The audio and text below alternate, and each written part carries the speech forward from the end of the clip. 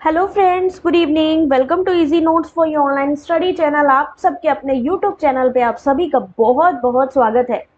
Friends, आज यहाँ पर हम लोग रिसर्च एप्टीट्यूड, रिसर्च मैथोलॉजी के मोस्ट इंपॉर्टेंट क्वेश्चंस को सॉल्व करने वाले हैं।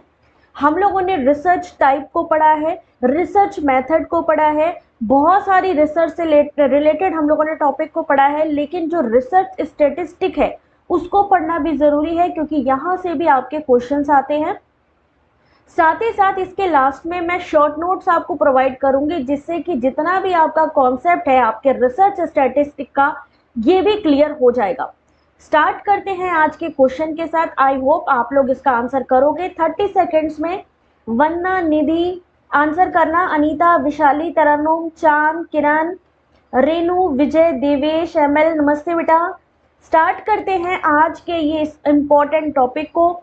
और क्वेश्चन नंबर 1 और क्वेश्चन नंबर 2 एक साथ दिख रहा है और इसका रीजन ये है कि आपको दोनों का आंसर एक साथ देना है। टाइम स्टार्ट हो गया है, अब अभी तुरंत आंसर करो भाई।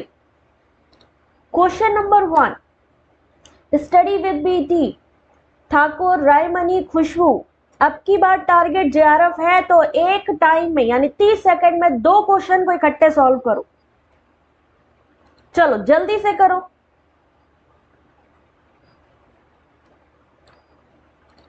Question number 1, question number 2।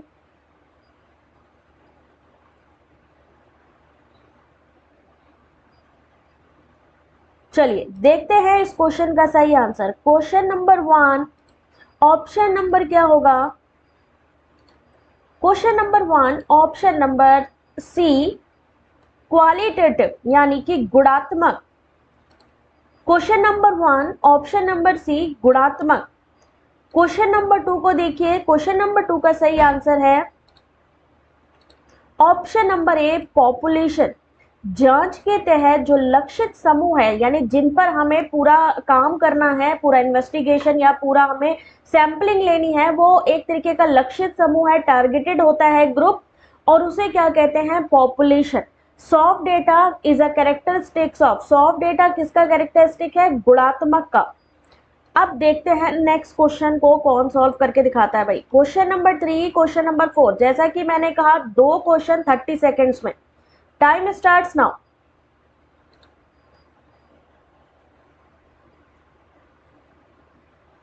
Question number 3, question number 4। Renu जल्दी आंसर करो। दीक्षा, सांख्यिकी परीक्षण में सक्षम डेटा को कौन सा डेटा कहा जाता है? Degree of influence of a research method in an experiment is called. Answer करो राधा। 30 सेकंड में आपको 2 क्वेश्चन सॉल्व करने हैं, यानी आज स्पीड आपकी बूस्ट करी जाएगी।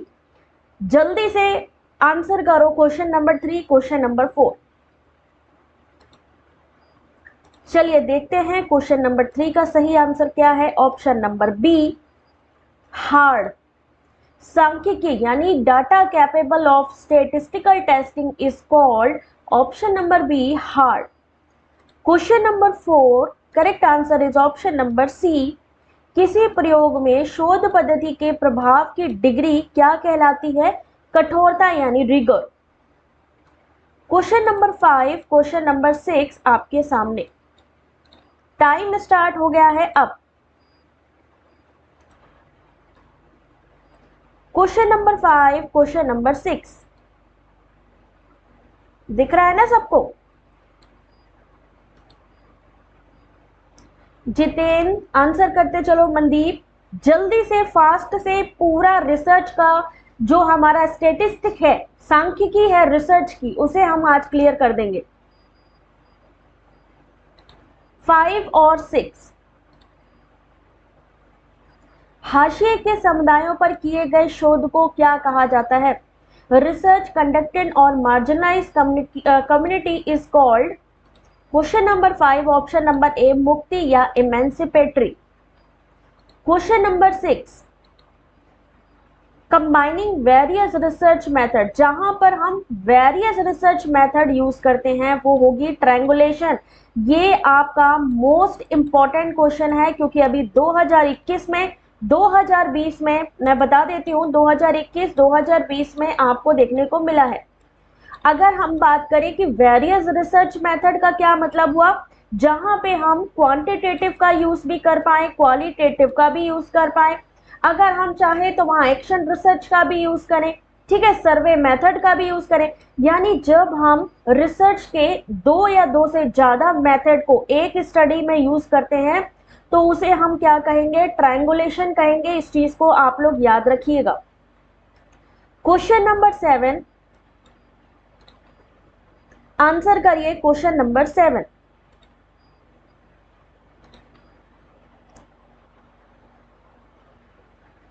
Data are recorded observation in from,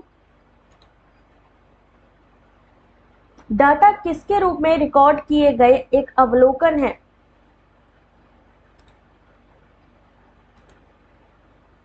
किस रूप में रिकॉर्ड किया जा सकता है डाटा को ऑब्जर्वेशन के लिए?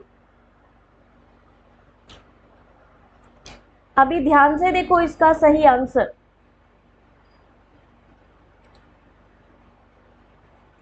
क्वेश्चन नंबर 7 सही आंसर है ऑप्शन नंबर सी, यानी बोथ, यानी न्यूमेरिकल में भी आप डाटा रख सकते हो, टेक्सचुअल में भी रख सकते हो, दोनों में ही रख सकते हो, ठीक है। चलो क्वेश्चन नंबर 8, बहुत ही आसान तरीके से आप लोग ये क्वेश्चन को सॉल्व करोगे, जल्दी जल्दी अब सॉल्व करते जाना। क्वेश्चन नंबर 8,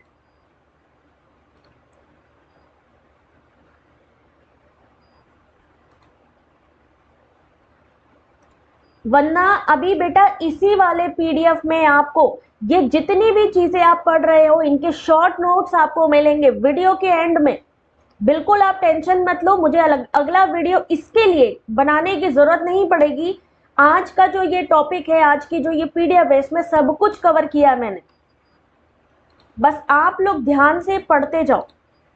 क्वेश्चन नंबर 8, एक शोधार्थी की विश्वसनीयता उसके शोध कार्य में उद्देश्यों की सटीक पहचान के आधार पर स्थापित होती है। यानी उसका जो ऑब्जेक्टिव है शोध करने के पीछे वो क्या है, तो यहां पर सही है आंसर उद्देश्यों की सटीक पहचान। क्वेश्चन नंबर नेक्स्ट,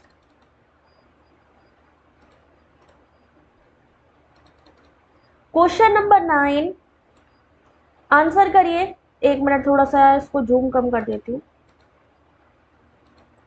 दिख रहा है सबको? क्वेश्चन नंबर 9 10 दिख रहा है क्या? एक मिनट एक मिनट एक मिनट, 9 और 10 आंसर करिए।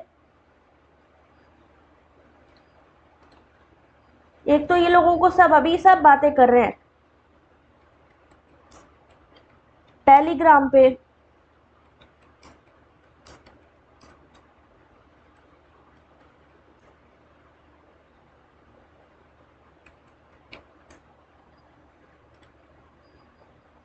आंसर करिए, दोनों क्वेश्चन का आंसर करिए। क्वेश्चन नंबर 9, क्वेश्चन नंबर 10, यदि कोई शोध अन्वेषक प्रश्नावली के माध्यम से कुछ विषयों का साक्षात्कार कर रहा है तो उसके अभ्यास की सफलता किस पर निर्भर करेगी, और रैंडम सैंपलिंग जो होती है विशेष रूप से किस कारक पर निर्भर करती है? क्वेश्चन नंबर 9 सही आंसर है ऑप्शन नंबर बी, प्रतिक्रिया दर यानी कि रिस्पॉन्स रेट। क्वेश्चनियर की बात हो रही है। क्वेश्चनियर क्या होता है? प्रश्नावली। मान लीजिए आपके सामने फॉर्म ले जाया गया और उस क्वेश्चन पूछे गए आपसे, तो आप उसमें किस तरीके के फीडबैक या किस तरीके के रिस्पॉन्स आप दे रहे हो उसके आधार पर उस पर निर्भर करती है। क्वेश्चन नंबर 10 की अगर हम बात करें तो क्वेश्चन नंबर 10 का सही आंसर है सी, चांस। रैंडम सैंपलिंग का एक एग्जांपल आप कह सकते हो लॉटरी है, जिसमें आपको नहीं पता कि कौन सा नंबर आएगा। रैंडम यानी जहां पर हमें कुछ नहीं पता है उसके बारे में, अचानक से हमने सैंपलिंग ले ली, ठीक है। चलिए नेक्स्ट क्वेश्चन देखिएगा। Question number 11, question number 12, answer करिए जल्दी से।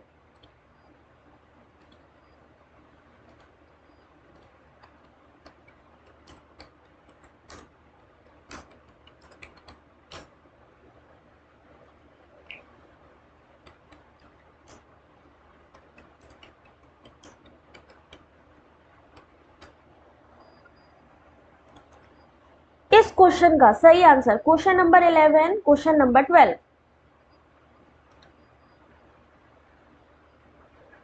एक शोध कार्य जो सामान्यीकरण यानी जनरलाइजेशन इस सेट टू कंटेन के लिए अनुपयुक्त पाया गया, क्या कहा जाता है? ऑप्शन नंबर डी, पूर्वाग्रह यानी बायस। A research work found to be unfit for generalization is said to contain bias. Question number 12, option number 1, वास्तविक दुनिया बहुविकल्पी एक शोध कार्य निष्कर्ष स्थापित करती है जो किस पर लागू होता है? वास्तविक दुनिया पे। क्वेश्चन नंबर 12, ऑप्शन नंबर ए। Very good. Question number 13, question number 14। आज आपको बिल्कुल सोचने का टाइम नहीं मिलेगा, बस फटाफट क्वेश्चन को पढ़ के आंसर करना रह गया। शिवपाल नमस्ते बेटा, आज स्पीड टेस्ट हो रहा है, आप सब लोग पार्टिसिपेट करिए क्योंकि यहाँ पर पता लगेगा कि आप लोग स्ट्रेस में किस तरीके से परफॉर्म कर पाओगे।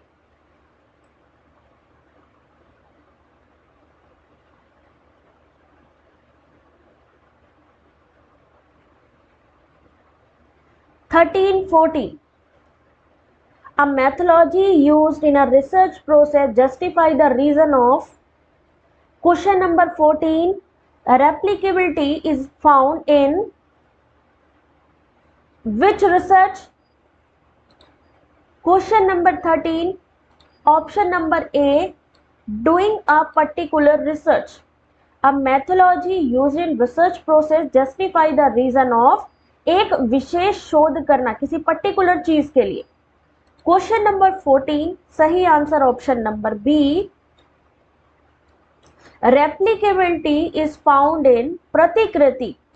दोहराव अगर हम बात करें कहां पर हो सकता है? जहां पर जो रिसर्च की प्रोसेस है वो जो लंबी जाए, है ना, वहीं पर ही रेप्लिकेबिलिटी हो सकती है।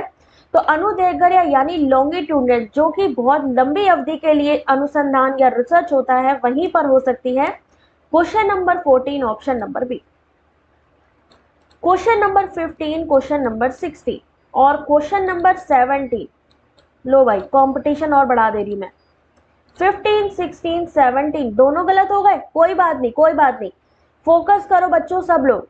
बहुत इजी वे में मैंने शॉर्ट क्वेश्चंस बनाए हुए हैं, हालांकि अगर वैसे देखोगे तो बहुत टफ लगेंगे, बट अभी ये जो क्वेश्चन है आराम से सॉल्व कर सकते हो।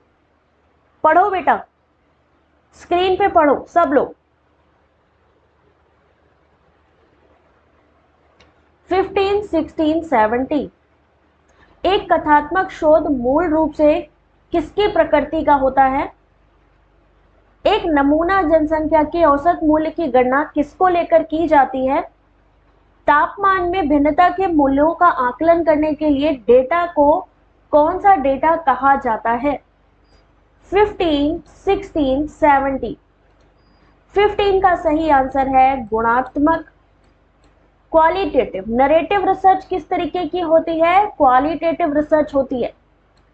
यानी आप किसी को, मान लीजिए किसी की जीवनी लिख रहे हो, उसके गुण, उसके बातों को बता रहे हो, है ना, तो वहां पर आपका क्वांटिटेटिव डाटा यूज ही नहीं हुआ, वहां पे क्या हुआ, उनके बारे में अगर आप बात कर रहे हो तो वहां होएगा क्वालिटेटिव यानी गुणात्मक रीति का प्रयोग।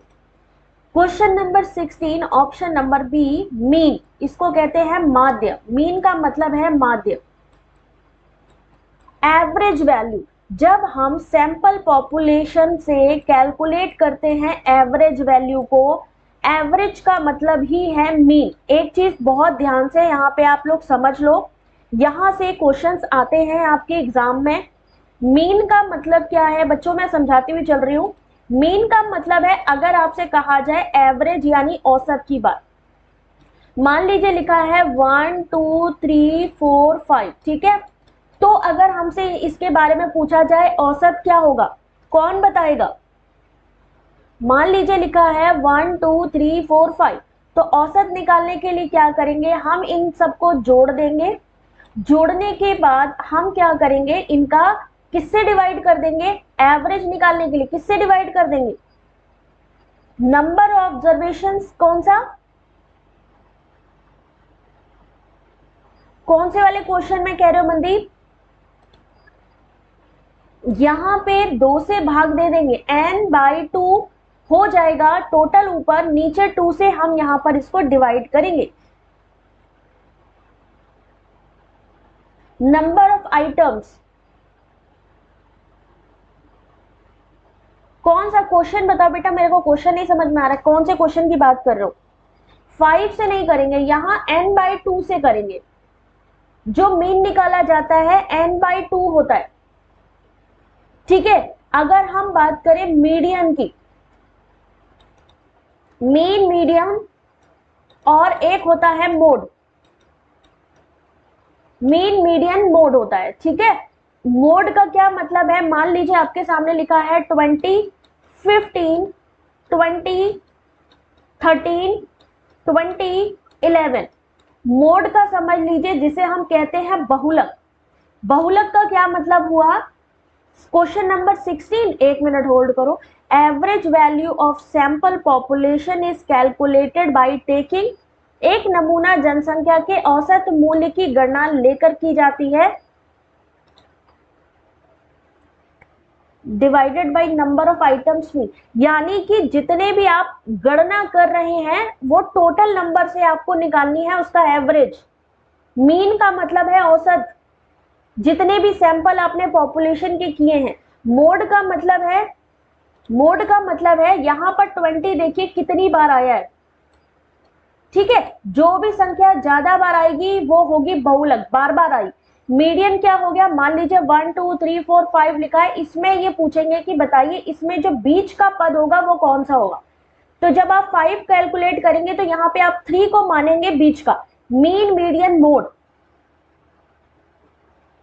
ठीक है। बात समझ में आ रही है? मीन का मतलब है एवरेज, जितनी भी पॉपुलेशन है उसका एवरेज निकालना, या फिर आप उसको कर सकते हो टोटल कर लिया पॉपुलेशन, उसको लिख दिया ऊपर डिवाइडेड बाय 2, ठीक है। मीडियन का क्या मतलब हो गया, मान लीजिए 1 2 3 4 5 लिखा है, इसमें जो बीच का पद होगा, ठीक है, तो बीच को आपको निकालना है। मान लीजिए 1 2 3 4 5 6 लिखा होता तो भी 3 आता। अगर मोड की बात करें तो जो भी संख्या की बारंबार आवर्ती हो रही है उसको कहेंगे बहुलक, जो बार बार आएगी वो बहुलक। Highest repeated frequency value mode कहलाएगी आपकी मोड, ठीक है। जो बार बार रिपीट होगी उसे हम कहेंगे मोड। जो हमारा बीच का टर्म है, मान लीजिए हमारे सामने डेटा दिया गया 10, 11, 12, 13, 14, है ना, इस तरीके का दिया गया। फिर इस यहां से हम लोगों से पूछा गया बताइए इसका मीडियन कौन है, मीन मीडियन मोड, मीडियन पूछा गया तो जो इसका बीच का है उसको निकालेंगे, ठीक है, यानी आधा कर दो एक तरीके से। मोड जिसकी बारंबार आवृत्ति हो, मीडियन जो एवरेज। चलिए क्वेश्चन नंबर 17 को देखिए। 17 का सही आंसर ऑप्शन नंबर डी, इनमें से कोई नहीं। तापमान में भिन्नता के मूल्यों का आकलन करने के लिए किए गए एकत्र किए गए डाटा को क्या कहा जाता है, इनमें से कुछ नहीं कहा जाता, ठीक है। यहां से क्वेश्चन आएगा, मिडिल वैल्यू कहलाती है मीडियन, वेरी गुड, ठीक है। सबसे छोटा जो इसमें होता है वो मीडियन होता है, उसके बाद आपका सॉरी मीन होता है, मीन के बाद आता है मीडियन, और मीडियन के बाद क्या आता है आपका बहुलक यानी कि मोड। उसके बाद question number 18, question number 19, question number 20। जिसको भी जहां पर भी कंफ्यूजन हो, mean minus mode equal to 3 mean minus, बिल्कुल सही है जैस्मीन। रिचा गुड आफ्टरनून बेटा, ये आपका रिसर्च है। जब आप डाटा कलेक्शन करते हो, जब आप डाटा रिसर्च करते हो तो वहां पर आपको इस तरीके की चीजें आनी चाहिए। 18, 19, 20 क्वेश्चन नंबर सॉल्व करें 30 सेकेंड में।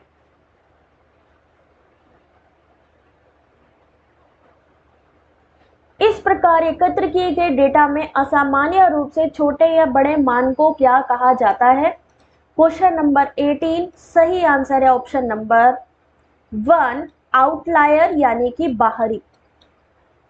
क्वेश्चन नंबर 18 आउटलायर यानी कि बाहरी। क्वेश्चन नंबर 19 विक्षेपण इंगित करता है कि नमूने में जो डेटा मान है वो कैसा है, अलग यानी कि डिफरेंट। डिस्पर्स यानी बिखरा हुआ होना, ठीक है। Null hypothesis puts forward a theory that serve as, question number 20 correct answer is option number B, आधार यानी कि बेसिस। आ रही है बात समझ में? डिस्पर्जन का मतलब ही है बिखराव होना या विक्षेपण होना। तो जो चीजें अलग अलग हो गई वहां पर वैल्यू भी क्या हो जाएगी, अलग अलग हो जाएगी। Null hypothesis put forward a theory that serve as basis of an argument. ठीक है, चलिए क्वेश्चन नंबर 21। अब यहां पर अभी वाला जो मैंने आपसे क्वेश्चन पूछा था मोड का आंसर बताइए। 22, 23, 21, 22, 23। अभी मोड मैंने बताया है कैसे निकालना है।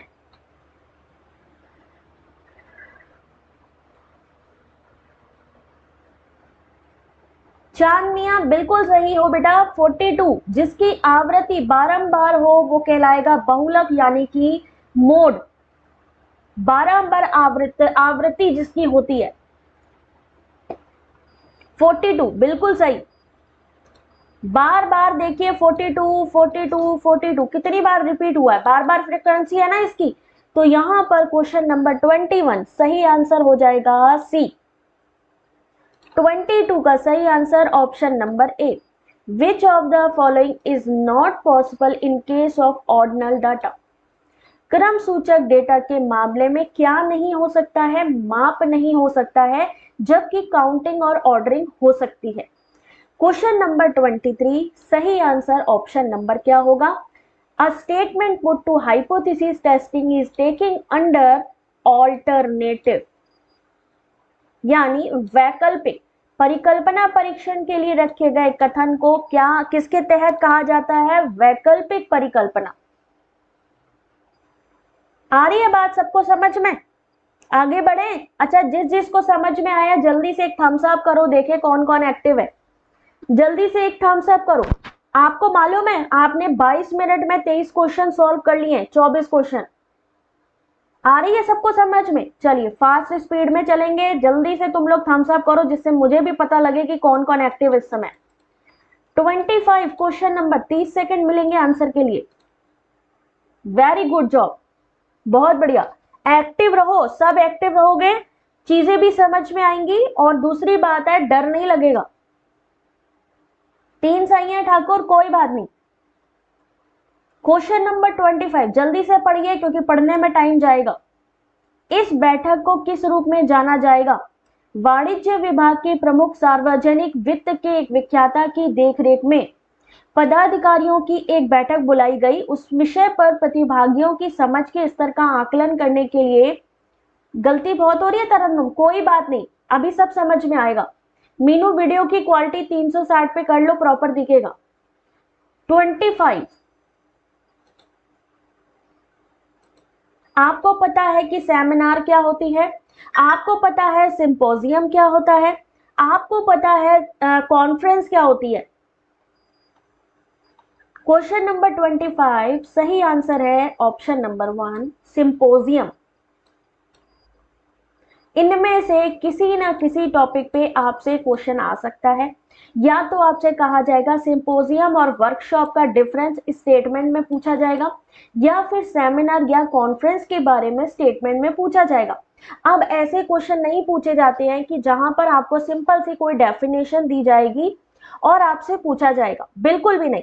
अब आपसे कैसे पूछा जाएगा? डिफरेंस बिटवीन कॉन्फ्रेंस और सेमिनार, या डिफरेंस बिटवीन कंपोजियम और वर्कशॉप। ठीक है, चलिए कोई बात नहीं, आगे बढ़ते हैं। 25 क्वेश्चंस ये हो गए। 26 क्वेश्चन के साथ में ही असर्शन रीजन भी मैंने स्टार्ट किया, तो 27 असर्शन रीजन का भी क्वेश्चन का आंसर करना है आपने।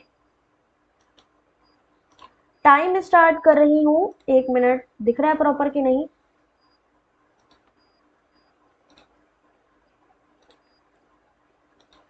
ट्वेंटी 27 आंसर करिए।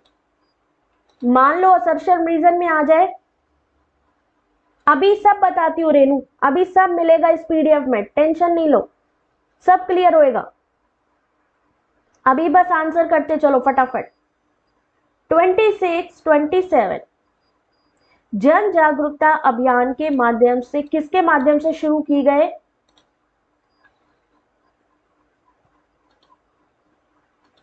क्या होगा सही आंसर?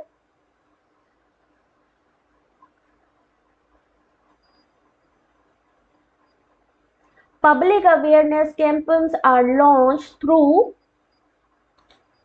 ऑप्शन नंबर 1 कार्यशाला यानी वर्कशॉप।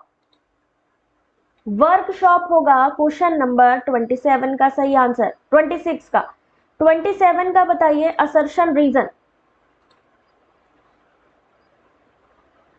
संगोष्ठी सेमिनार नहीं वर्कशॉप। 27 का बताइए।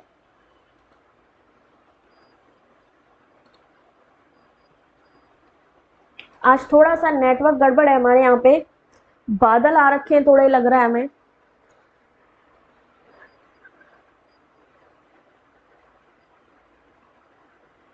ट्वेंटी सेवन का सी ए सही है और आर गलत है।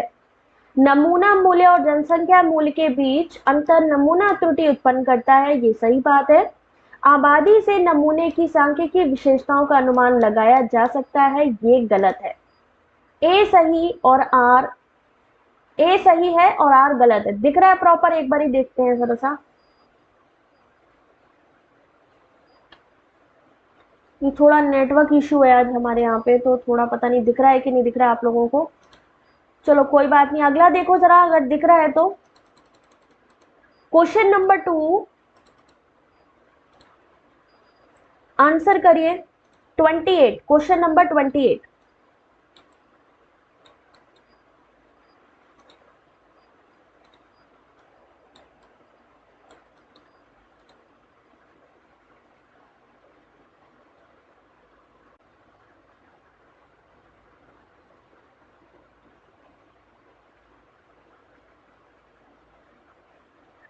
क्या होगा इस क्वेश्चन का सही answer? Question number 28 option number B दोनों सही हैं लेकिन सही व्याख्या नहीं है। Categorical data are analyse through two way table. श्रेणीबद्ध डेटा का विश्लेषण दो तरफा तालिका के माध्यम से किया जाता है। Two way table is also known as contingency table, यानी आकस्मिक तालिका के रूप में भी जाना जाता है। बहुत इंपॉर्टेंट है, इसको याद रखिएगा। बस 3-4 है असर्शन रीजन, उसको जल्दी से देख लो। 29,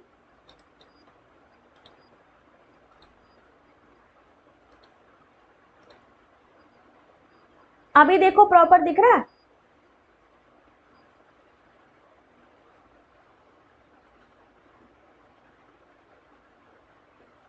थोड़ा सा ना मौसम आज खराब है।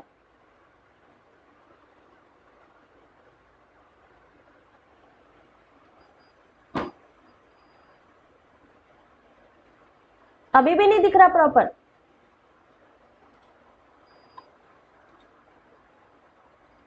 क्या करूं फिर?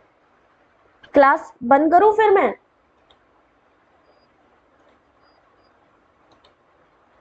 एक बार ही कंफर्म कर दो, देन फिर देखते हैं आगे।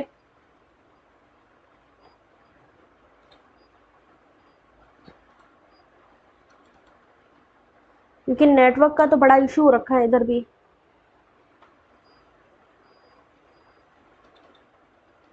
मेरे में तो प्रॉपर ही नहीं चल रहा।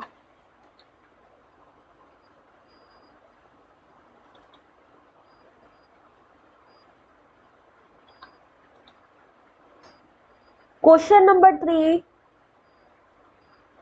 इसका सही आंसर ऑप्शन नंबर ए दोनों ही गलत है। दिख रहा है कि नहीं दिख रहा है? आज तो बड़ा ही नेटवर्क ने मुझे दुखी कर दिया। देखें,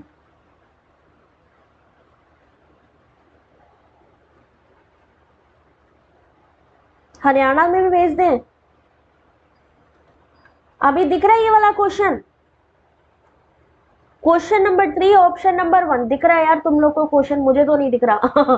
चलो कोई नहीं। क्वेश्चन नंबर 4 जो दिख रहा है देखते जाओ फटाफट। क्वेश्चन नंबर 4 जिसको दिख रहा है वो देखते जाओ, क्योंकि मौसम का ऐसा ही हाल है। मनदीप नहीं दिख रहा? सेम यार, यहाँ पर भी यही इशू है।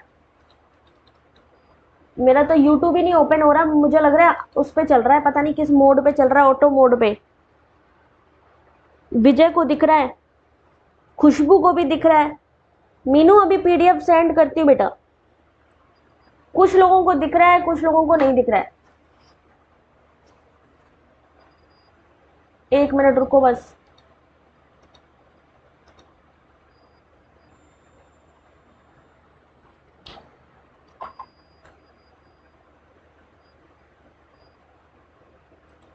अब देखो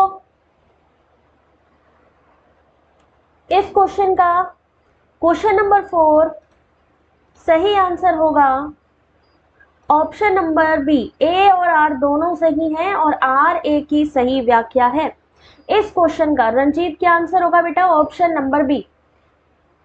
असर्शन रीजन का लास्ट क्वेश्चन, आंसर करिए जल्दी से इस क्वेश्चन का। सब्जेक्ट वाइज लिस्ट बेटा आज आ सकती है क्योंकि आज उन्होंने बोला है कि सेंटर जो है इंटीमेशन भी मिलेगा, तो वेट करें वही चीज का कि देखो आ जाए तो पता लग जाएगा सब कुछ। नहीं दिख रहा है बेटा? लिखा है कि संगोष्ठी यानी कि आपको सेमिनार और सिंपोजियम के बारे में पूछा गया है कि सामान्य विशेषता प्रतिभागियों द्वारा किसी विषय पर चर्चा है।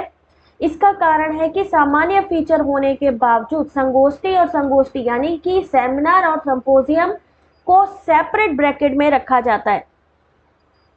इस क्वेश्चन का क्वेश्चन नंबर 5 सही आंसर होगा ऑप्शन नंबर ए। एक बार तुम लोग भी रिफ्रेश कर लो, मैंने तो रिफ्रेश कर लिया है, एक बार आप लोग भी कर लो जरा।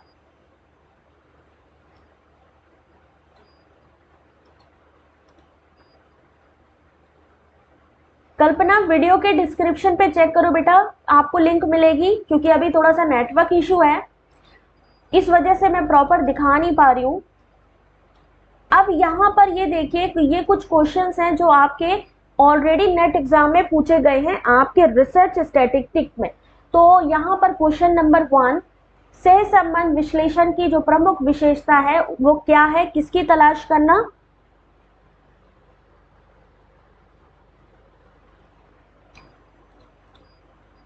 अब दिखना चाहिए बेटा, अब क्लियर हो गया।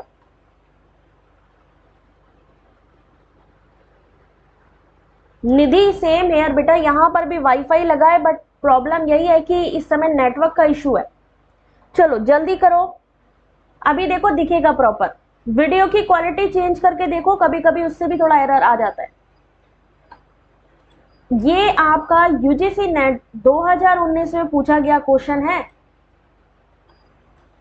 इस क्वेश्चन का सही आंसर ऑप्शन नंबर 3 चर के बीच संबंध बताना। कोरिलेशन का क्या मतलब है? सहसंबंध। सहसंबंध विश्लेषण की जो विशेषता है वो ये है कि उन दोनों के बीच में यानी वेरिएबल्स के बीच में रिलेशनशिप को बताना यानी एसोसिएशन अमंग वेरिएबल्स। चलिए नेक्स्ट क्वेश्चन जल्दी से देखते जाइए। The sum of deviation taken from which of the descriptive statistical measure is always equal? किस वर्णनात्मक सांख्यिकी माप से लिए गए विचलनों का योग हमेशा बराबर होता है? Mean, median, mode, percentile.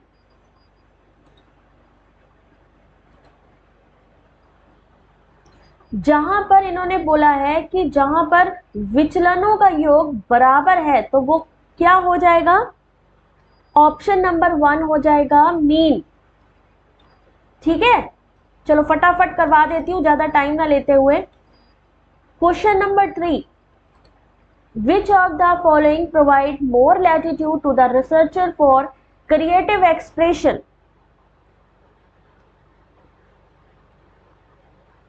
और भाई लाइक कर दियो वीडियो को, बड़ी मेहनत से चीजें बनाई गई हैं और लास्ट में भी आपको प्रॉपर इसका सॉल्यूशन मिलेगा। चलिए देखिए क्वेश्चन नंबर 3 जो आपके एग्जाम में पूछे गए। अभी तक नए क्वेश्चंस करा रहे थे, अब वो क्वेश्चन करा रहे हैं जो एग्जाम में आए हैं। क्वेश्चन नंबर 3 ऑप्शन नंबर 3 हो जाएगा, यानी रचनात्मक अभिव्यक्ति के लिए शोधकर्ता को अधिक अक्षांश प्रदान करता है एक सम्मेलन पत्र की प्रस्तुति। थीसिस राइटिंग नहीं होगा यहाँ पे, ऑप्शन नंबर सी होगा presentation of conference paper. Question number 4 answer करिए इसका। इन विच ऑफ द, ये देखिए 2018 में पूछा गया क्वेश्चन है ये।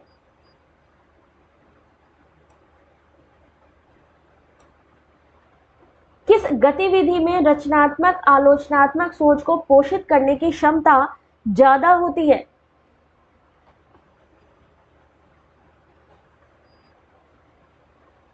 क्वेश्चन नंबर 4 ऑप्शन नंबर 3 अनुसंधान सम्मेलन में भागीदारी, पार्टिसिपेशन इन रिसर्च कॉन्फ्रेंस, जहां पे रचनात्मक और आलोचनात्मक सोच दोनों को ही बढ़ाया जाता है।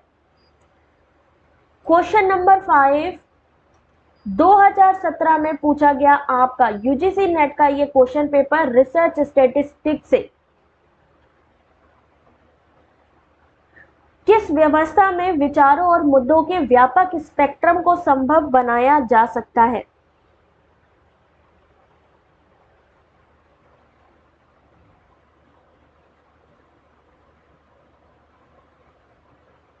क्वेश्चन नंबर 5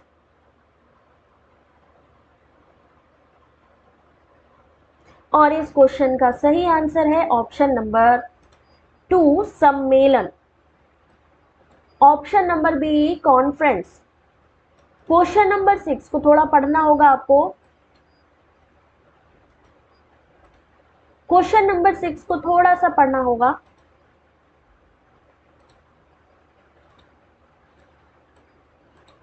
पढ़ के आंसर करिए जरा इस क्वेश्चन का। इंग्लिश में पढ़ लीजिए फिर हिंदी में पढ़िएगा।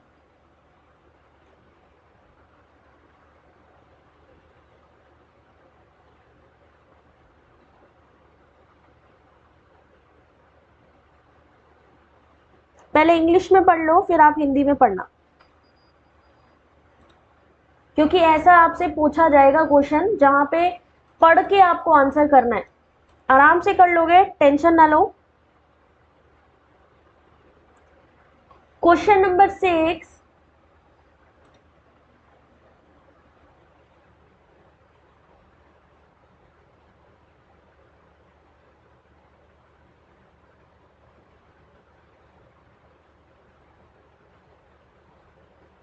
ये लीजिए, टेलीग्राम की लिंक मैंने शेयर कर दी है आपको, ठीक है। चलिए क्वेश्चन नंबर 6 सही आंसर होगा ऑप्शन नंबर बी, अनुसंधान परिकल्पना को स्वीकार कर लिया जाएगा। The research hypothesis will be accepted. Question number 6 क्या होगा आंसर? ऑप्शन नंबर बी स्वीकार कर लिया जाएगा। Question number 7 Which of the following are the characteristics of a seminar? English में पढ़िए, अभी हिंदी में भी दिखा रही।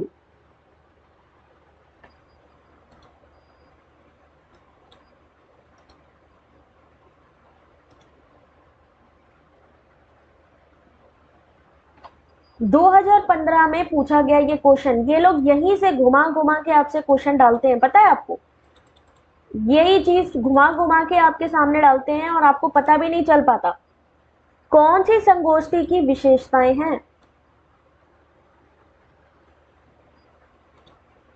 क्वेश्चन नंबर 7 सही आंसर ऑप्शन नंबर डी, यानी एकेडमिक निर्देश का एक रूप है। पूछताछ, चर्चा और बहस शामिल होती है। इसमें कुशल व्यक्तियों की भागीदारी आवश्यक है। क्वेश्चन नंबर 8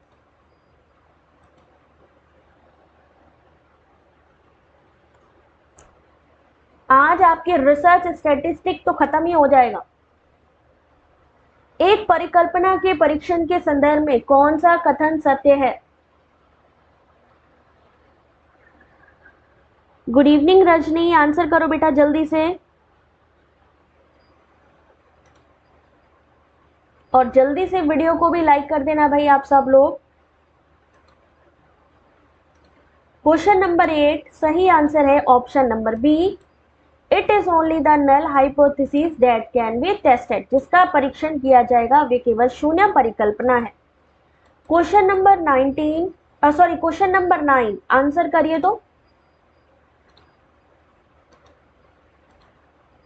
क्वेश्चन नंबर 9 जिसको क्वेश्चन नंबर 10 दिख रहा है वो 10 भी सॉल्व कर सकता है। फर्स्ट क्लास है रजनी। चलो बहुत ही इंपॉर्टेंट क्वेश्चंस है यहाँ पे।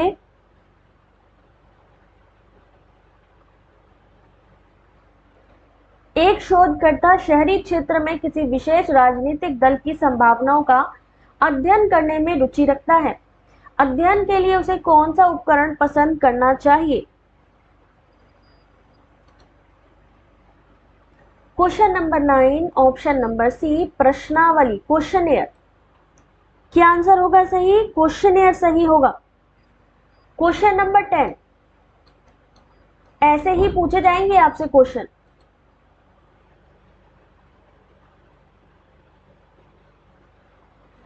Male and female student perform equally well in a numerical aptitude test. This statement indicates a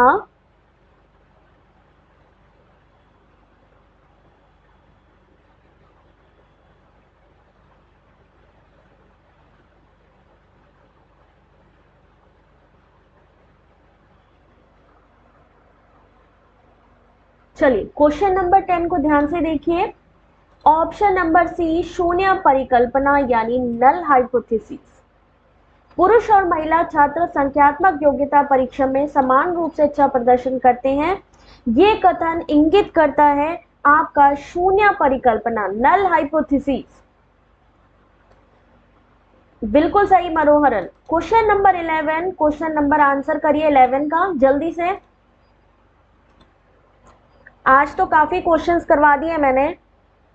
अगर आप स्टार्टिंग से जुड़े हो तो आपको सब पता है कि कितने क्वेश्चन सॉल्व कर चुके हो आप लोग, है ना। चलिए question number 11, sampling cases means 2014 में पूछा गया क्वेश्चन और यहीं से रिपीट होते हैं आपके क्वेश्चन सारे। ऑप्शन नंबर डी लोगो समाचार पत्र और टेलीविजन आदि का नमूनाकरण। Question number 11 option number D. Question number 12 answer करिए जल्दी से। 13 दिख रहा है तो 13 को भी आंसर करिएगा।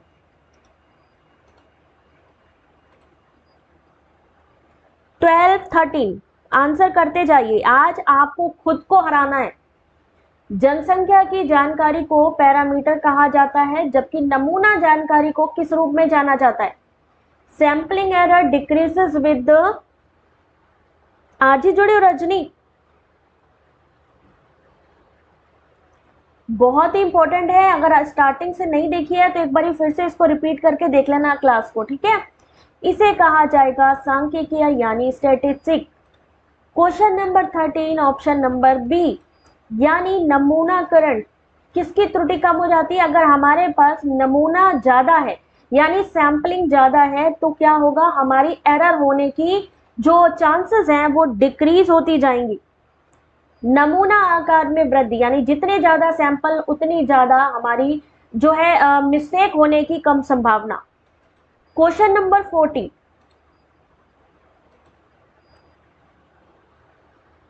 Sampling size increases. किस तकनीक से सांप्रदायिकता जुड़ी हुई है? Univariate analysis, factor analysis, case studies और स्वॉट एनालिसिस। स्वॉट एनालिसिस क्या होता है, कौन बताएगा?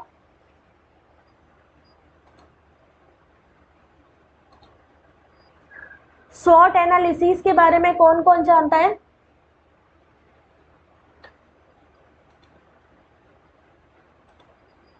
Question number 14 option number B factor analysis.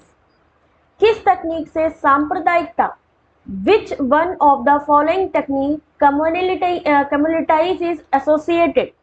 सही answer option number B factor analysis. Question number 15,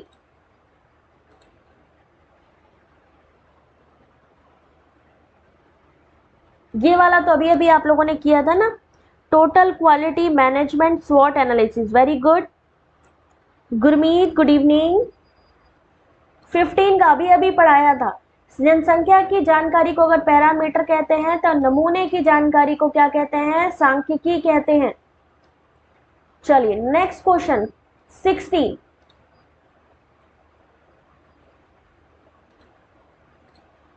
research paper कैसा होता है? रिसर्च पेपर जितेन बेटा टेंशन नहीं लो, अभी लास्ट में मैं आपको वन लाइनर ऐसे क्वेश्चन के आंसर दूंगी जिसमें आपका ये पूरा टॉपिक जो क्वेश्चन आज आपने पढ़े हैं वो सारे क्लियर हो जाएंगे। बहुत ही आसान और सिंपल लैंग्वेज में आज मैंने पूरा का पूरा पीडीएफ तैयार किया है। थोड़ा सा वेट करो, अभी मैं दिखाती हूँ। निशा गुड इवनिंग बेटा, आंसर करो क्वेश्चन नंबर 16। जो भी चीजें आपको समझ में नहीं आती, जो एग्जाम में पूछी जाती हैं, सबका सब है उसमें। चलिए क्वेश्चन नंबर 16 को ध्यान से देखिए, सी आंसर सही है। contains peer review, original research or evaluation of research conducted by others. Question number 17 2013 में पूछा गया, आंसर करिए। अ वर्कशॉप इज, वर्कशॉप क्या होती है? जिसको भी हमारे साथ टेलीग्राम पे जुड़ना है वो जल्दी से चैट सेक्शन पे देखिए, लिंक प्रोवाइडेड है टेलीग्राम की, वहां पर मैं आपको इस पीडीएफ का लिंक भी दे दूंगी, तो आराम से इस पीडीएफ को पढ़ना। चलिए क्वेश्चन नंबर 17 सही आंसर देखिए क्या होगा, option number D, a brief intensive course for a small group emphasizing the development of a skill or technique for solving a specific problem. Question number 18, question number 19, 18 दिख रहा है proper? एक minute, नहीं दिख रहा होगा, आंसर करिए 18 का। बिल्कुल डेफिनेटली मैं पीडीएफ दूंगी आप लोगों को।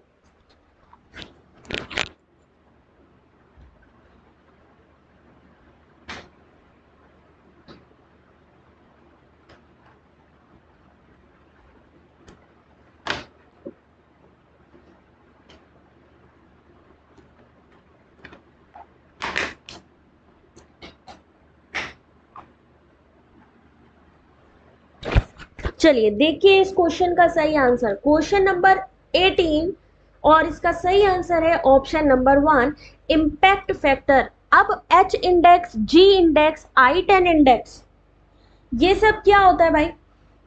किस किस ने, हाँ रोज होती है रजनी, ठीक है, आप चाहो तो टेलीग्राम ज्वाइन कर लो क्योंकि वहां पर भी अभी थोड़ी देर में क्विज स्टार्ट होगा। क्वेश्चन नंबर 90, आज हालांकि थोड़ा संडे की वजह से मैंने जल्दी क्लास ले ली, अदरवाइज 8 साढ़े 8 बजे लेती हूं मैं। यहां पर जो गलत है, गलत स्टेटमेंट है उसे बताना है। Question number 90,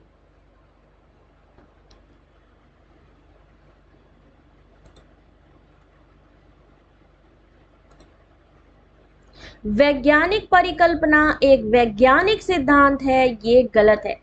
scientific hypothesis is a scientific theory, बिल्कुल सही है आप लोग। Question number 19 option number D होगा, ये सी है, ये डी है, ठीक है। चलिए question number 20, conference are mean for,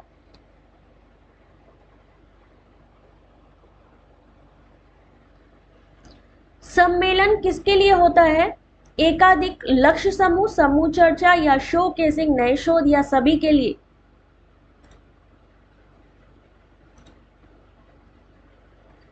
इस क्वेश्चन का सही answer, conference are mean for multiple target group, group discussion, showcasing new research, all of the above. सही answer all of the above. Question number 21, 22 answer करिए। 21, 22,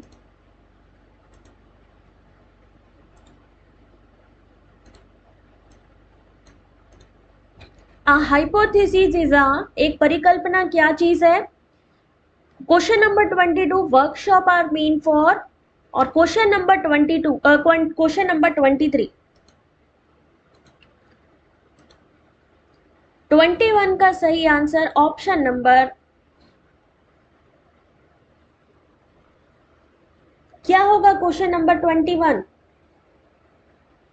जितेंद्र अभी सब देती हूँ, थोड़ा सा वेट करो बेटा। हाइपोथेसिस यानी परिकल्पना, मतलब हम किसी चीज का अनुमान लगा रहे हैं। सपोजिशन, बस थोड़े से और है।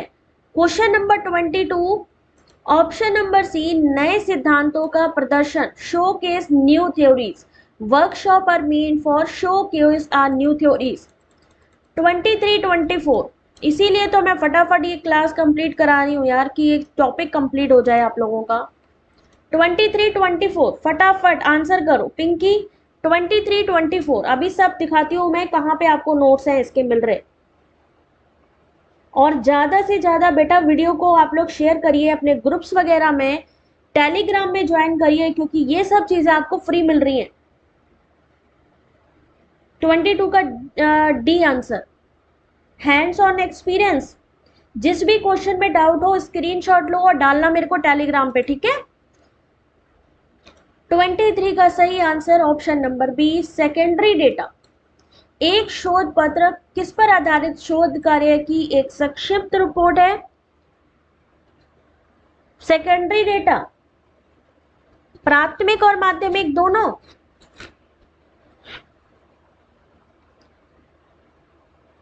क्वेश्चन नंबर 23,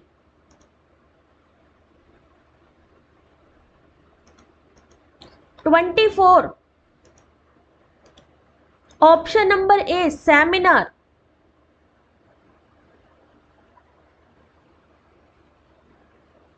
दोनों होगा इसमें, प्राथमिक और माध्यमिक डेटा दोनों।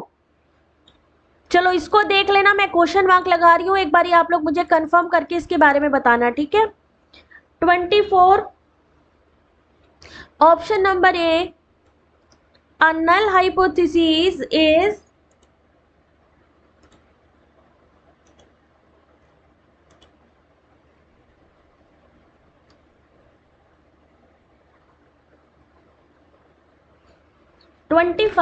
एक शून्य परिकल्पना कैसी होती है?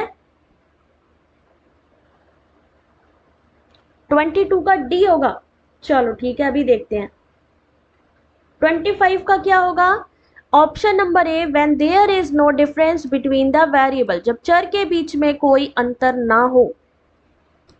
क्वेश्चन नंबर 26, कौन सी विधि दो चरों के बीच सहसंबंध को मापने का काम करती है?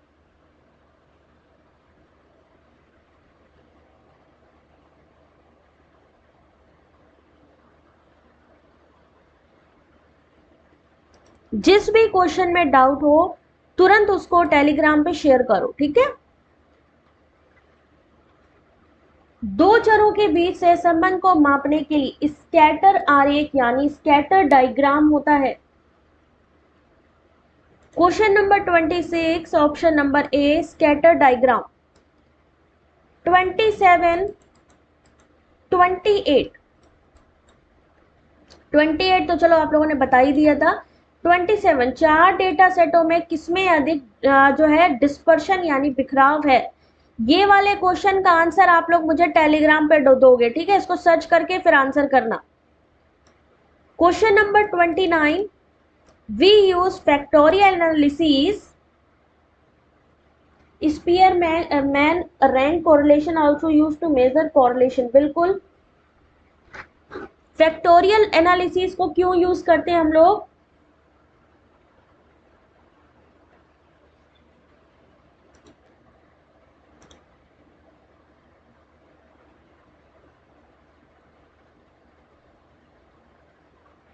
$29 क्वेश्चन नंबर।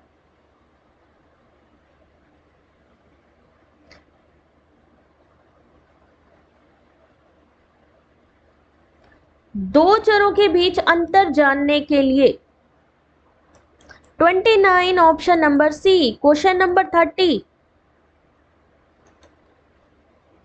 संपूर्ण जन, अच्छा ये वाला तो हम करवा ही चुके हैं, सांख्यिकी है ना, कुछ क्वेश्चन रिपीट हो गए लग रहा है। 31 का आंसर करिए, 2008 में पूछा गया क्वेश्चन है ये पूरी पीडीएफ अभी मिलेगी और अभी मैं दिखाती हूं आपके लिए और क्या चीज है इसमें। सहसंबंध गुणांक का महत्व इस तथ्य में निहित है कि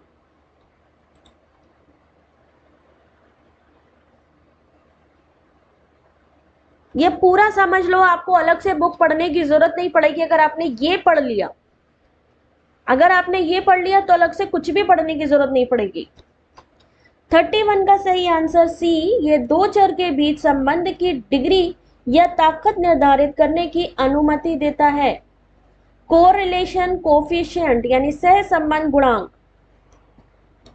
क्वेश्चन नंबर 32 आंसर करिए और सब्सक्राइब करिए अगर अभी तक सब्सक्राइब नहीं किया, क्योंकि आपको और भी क्लासेस मिलने वाली हैं बहुत ही इंपॉर्टेंट, साथ ही क्लास का फ्री पीडीएफ, साथ ही टेलीग्राम पर क्विज चल रहे हैं पेपर 1 पेपर 2, उसको भी ज्वाइन कर लीजिए जल्दी से। सब्जेक्ट वाइज एग्जाम डेट बेटा एक्सपेक्टेड है आज आनी चाहिए सेंटर इंटीमेशन के साथ में, बट देखो एनटीए क्या करता है। 32 का सही answer option number C, X square. To test null hypothesis a researcher use X square. अब यहाँ पर अभी तक जो भी हमारे साथ नए जुड़े हैं जल्दी से सब्सक्राइब कर लें, साथ ही चैट सेक्शन पे आपने क्या करना है, टेलीग्राम की लिंक दी है उसको ज्वाइन करें, पेपर 1 पेपर 2 हिंदी है तो हिंदी वाले ग्रुप में ज्वाइन हो जाओ बेटा। अब यहाँ पर जो ना मैंने बात की थी आपसे इंपॉर्टेंट पॉइंट्स, मान लीजिए आपको नहीं पता कि विश्वसनीयता क्या होती है, आपको नहीं पता, आपने जो भी क्वेश्चन के आंसर किए जरूरी नहीं है आपको पता हो कि सामान्यीकरण क्या चीज होती है। हिंदी है, हिंदी वालों का ग्रुप है, हिंदी को करिए। अभी देखो ध्यान से, विश्वसनीयता, a researcher able to demonstrate that the object of a study is accurately identified and described। पढ़ते जाइए। Based on the way in which the one liner, यहाँ पर आपको explanation दिए गए हैं। सामान्यीकरण, एक नमूना आबादी पर किए गए अध्ययन के शोध निष्कर्ष किस हद तक बड़े पैमाने पर आबादी पर लागू किए जाएं जिससे कि सब बराबर लगे। सामान्यीकरण, सामान्यीकरण के अलावा हाइपोथेसिस, परिकल्पना क्या है, चर के बीच एक कारण संबंध की भविष्यवाणी करने के लिए सिद्धांत पर आधारित एक अस्थायी टेंटेटिव एक्सप्लेनेशन। ये क्वेश्चन आपसे बार बार पूछा जाता है कि हाइपोथेसिस का दूसरा नाम क्या है, टेंटेटिव एक्सप्लेनेशन। पॉपुलेशन क्या चीज है, रैंडम सैंपलिंग क्या चीज है, नहीं जानते थे कोई बात नहीं। रिस्पॉन्स रेट, मान लीजिए हम क्वेश्चनर लेकर गए, प्रश्नावली लेकर गए, ठीक है, और हमें अगर सामने वाले ने प्रॉपर रिस्पॉन्स नहीं किया तो हमारी क्या होगा कि जो क्वेश्चनर यानी जो प्रश्नावली जहां पर हम प्रश्न फॉर्म में लिख के गए वो अधूरा रह जाएगा, इसलिए इसे कहते हैं रिस्पॉन्स रेट। रेगर क्या होता है, कठोरता, किसी प्रयोग में होने वाले महत्वपूर्ण प्रभावों को पहचानने के लिए शोध विधियों को कितनी सावधानी से यूज किया जाए। Sampling frame, sample. एमकॉम में बेटा आपका अगर जनरल कैटेगरी से हो तो 55% होना चाहिए कम से कम जनरल कैटेगरी वालों के लिए, ठीक है। सैंपल, किसी विशेष अध्ययन में शोध की गई जनसंख्या, आमतौर पर नमूना आबादी का चयन करने का प्रयास किया जाता है जिसे लोगों के समूह का प्रतिनिधि माना जाता है, परिणाम सामान्यीकृत या स्थानांतरित किए जाते हैं। उसके अलावा टी टेस्ट, क्या होता है टी टेस्ट, सांख्यिकीय परीक्षण, यह निर्धारित करने के लिए कि क्या दो समूहों के स्कोर के चर भिन्न भिन्न होते हैं, जैसे दो कक्षाओं में छात्रों के बीच लेखन क्षमता भिन्न है, एक टी टेस्ट का प्रयोग वहां पर किया जाएगा। ट्रायंगुलेशन, जैसा कि आपको बताया, जहां पर रिसर्च की बहुत सारी मेथड का यूज किया जाए। इसका पीडीएफ अभी थोड़ी देर में, मेरे ख्याल से भी थोड़ा नेटवर्क इशू है, ठीक है, तो थोड़ी देर में मेरे ख्याल से आधा घंटा मुश्किल से लगेगा, आपको प्रोवाइड हो जाएगा। यूनिक केस ओरिएंटेशन, वैलिडिटी आज मिल जाएगा, टेंशन नहीं लेना, ज्यादा से ज्यादा आधा घंटा लगेगा। बायस यानी पूर्वाग्रह किसे कहते हैं, ये पढ़ना है। कौन कौन पढ़ेगा, पहले अपने हाथ उठाओ यार, पता चला मैं पीडीएफ डाल दूं और कोई पढ़े नहीं, जल्दी बताओ। पायलट स्टडी, ये कौन कौन पढ़ेगा, प्लीज एक मिनट अपने अपने हैंड ऊपर करो जरा। क्वेश्चनएयर, सॉफ्ट डेटा, जिसमें आपके लोगों के विचार आते हैं, गुणात्मक अनुसंधान की विशेषता, बहुत ही इंपॉर्टेंट है। ग्रे डॉक्यूमेंट्स किसे कहते हैं, बाहरी चर किसे कहते हैं, पढ़ोगे ना। और ये वीडियो को कौन कौन शेयर करेगा ये भी बता दो साथ में। ओबीएस से हो तो हो सकता है फिल कर सकती हो बेटा, ठीक है। अभी आएंगे फॉर्म, मेरे ख्याल से जनवरी तक ही आएंगे, अभी तो नहीं आएंगे, देखते हैं फिर। नरेटिव, जहां पर आप किसी की जीवनी का वर्णन करते हैं, कितना मतलब सोचो, आप पढ़ते जाओ बस। सिंपोजियम यानी संगोष्ठी किसे कहते हैं, सेमिनार किसे कहते हैं? अगर मैं ये कराने बैठ जाऊं ना पूरा टाइम निकलेगा। कॉन्फ्रेंस, वर्कशॉप, कौन कौन शेयर करेगा ये भी बताओ। कौन ज्यादा से ज्यादा टेलीग्राम पे ज्वाइन होगा? रिसर्च पेपर किसे कहते हैं? रिसर्च जर्नल किसे कहते हैं? इंग्लिश और हिंदी दोनों में। स्क्यूनेस, काई स्क्वायर जिसे हम एक्स स्क्वायर कहते हैं, एनालिसिस ऑफ वेरिएंस, अनोवा किसे कहते हैं, फैक्टर एनालिसिस किसे कहते हैं। ना सिर्फ इंग्लिश में, आपके हिंदी भाषा में भी है ये। अगर आपको नहीं पता काई स्क्वायर क्या है, आप इसे पढ़िए। आपको नहीं पता अनोवा टेस्ट क्या है, स्क्यूनेस क्या है, तो पढ़िए। उसके अलावा अब लास्ट में लाइक करना है भाई, कमेंट कर सकते हो कैसा लगा आपको हमारी क्लास, शेयर कर सकते हो अपने ग्रुप्स वगैरह में, क्योंकि ये free PDF, free classes Telegram पे असलम कोई पीडीएफ नहीं मिलेगा। जो पहले के मेरे हैं, जो मैं एक्स्ट्रा प्रोवाइड करती हूँ वो टेलीग्राम पे, बाकी जो क्लास के पीडीएफ हैं आपको वेबसाइट पर मिलते हैं, और वेबसाइट की लिंक मैं अभी शेयर करूंगी टेलीग्राम पे। ठीक है, सब्सक्राइब कर लो। और लास्ट में थैंक्स फॉर वॉचिंग, और लास्ट में आपको मैं बताती हूँ कि हो सकता है रात में भी मैं क्लास लूँ, तो आप लोग तैयार रहिएगा। अब वंदना, दिव्या नाम है बेटा मेरा। थैंक यू विजय, पिंकी, आप सभी लोग टेलीग्राम पर मैं क्यों बोलती हूँ आपको ज्वाइन करने के लिए, क्योंकि इतना ही काफी नहीं है। वहां पर जब बच्चे क्विज करते हैं ना, तो उन जो क्वेश्चन हमारे सामने आते हैं ना, पेपर 1, पेपर 2, उससे हमारी और अच्छी प्रैक्टिस होती है। थैंक यू निधि, मीनू। ठीक है, तो आप सबसे मेरी रिक्वेस्ट है कि ज्यादा से ज्यादा लोग, जो भी आपके जानने वाले हैं, जो भी आपके बच्चे तैयारी कर रहे हैं साथ में, सब टेलीग्राम को ज्वाइन करो ज्यादा से ज्यादा, क्योंकि फ्री प्लेटफॉर्म नहीं मिलता, अच्छा कंटेंट तो बिल्कुल भी नहीं मिलता जो सच में आने के लायक हो एग्जाम में। तो अगर आपको सही लगे ज्वाइन करिए, और उसके बाद फिर बताइएगा भाई, फिर आगे देखा जाएगा, कंटिन्यू करेंगे। थैंक यू बच्चे, फिर मिलते हैं रात को, अगर टाइम मिला तो, प्रॉपर नेटवर्क रहा तो बिल्कुल रात को क्लास लेंगे।